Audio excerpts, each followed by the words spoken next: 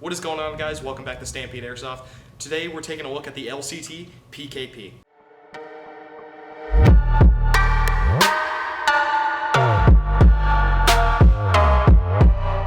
This gun features a full steel construction aside from the pistol grip and the stock, which are made out of polymer. The stock over here has a nice little shoulder rest here for when you're laying prone or in a mounted position to prevent you from getting fatigued as fast, because this is a very heavy gun weighing in at about 22 pounds. It's no featherweight 249.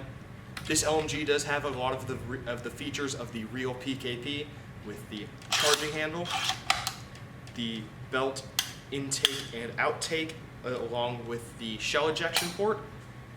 It also has adjustable iron sights for windage and elevation, and an AK style scope mount that is capable of flipping out to the side to get it out of the way if you need to use your irons. It also features this deployable bipod, which I don't know why you would ever use this thing without the bipod on it. It is very hefty. This is not something that you're going to be carrying around. You're definitely going to be setting up somewhere. Most of you are familiar with the PKM. This is very similar. The only main difference is this front handguard area, where the PKM has a handle that comes off to the side. This has this top carrying handle right here. The one on the PKM is actually meant to change out the barrels, where this is meant to actually carry the thing around.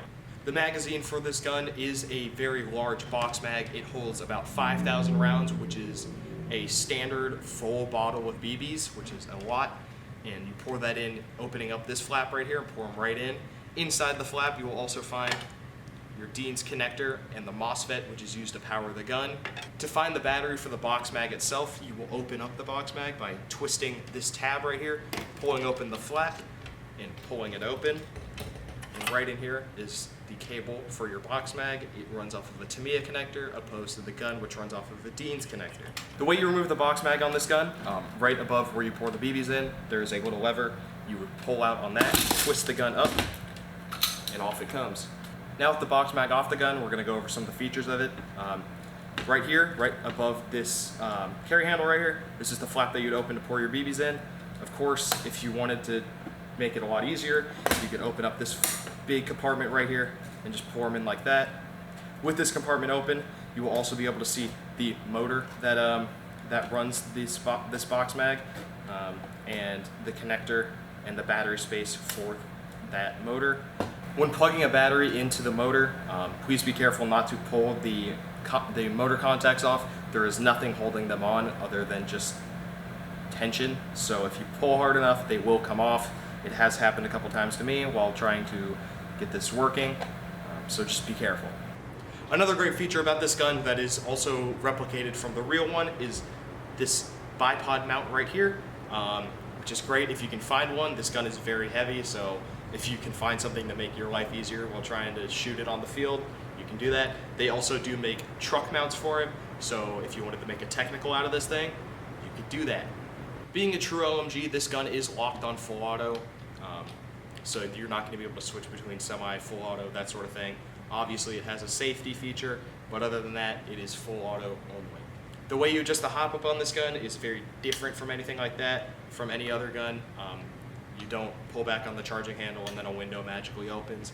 You have to open up the dust cover here, and then open up this, pull up on this feed tray right here, and then your hop up is right down in here, right at the front of the receiver. It is very stiff on this gun, which leads me to believe that it will not come out of, that it won't unadjust itself very easily. It is a rotary style hop up, which is very nice, so you're going to be able to get super fine adjustments with it.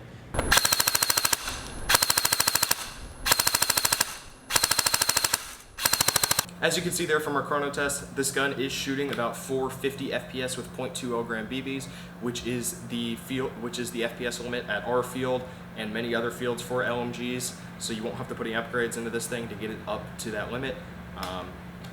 It is only shooting about 10, 11 RPS, which is very low for something that you expect to shoot full auto all the time, because it only shoots full auto. But it is a very consistent 10 RPS.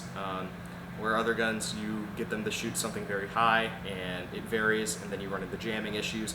This thing has no jam. This thing, from what I've seen, doesn't have many jamming issues, if any, so that is very nice.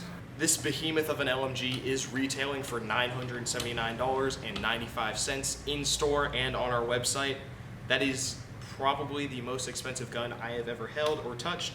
But if you think about what it is full steel, and aside from one or two polymer components, and they are made in the same exact factories as real ones.